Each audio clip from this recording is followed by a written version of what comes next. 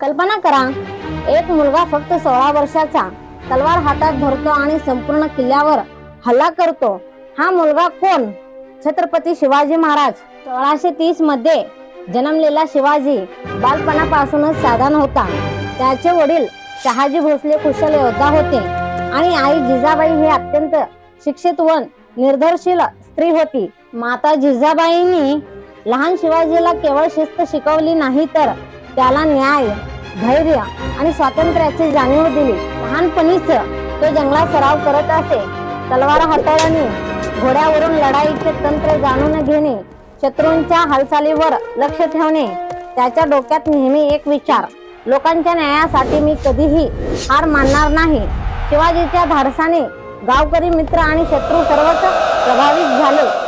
हीच ती जिजाबाईच्या शिकवणीतून निर्माण झालेली ज्योत, जी संपूर्ण महाराष्ट्रावर प्रकाश पाडणार होती. पण एका दिवसाचा अनुभव त्याच्या आयुष्यातील सर्वात मोठा धक्का ठरला. एक महत्वाचा किल्ला शत्रूच्या ताब्यात गेला. शिवाजीने त्या प्रसंगात काय केले, पुढील भागात पाहूया आणि जाणून घेऊया. कसा हा छोटा मुलगा बनला महान छत्रपती शिवाजी महाराज.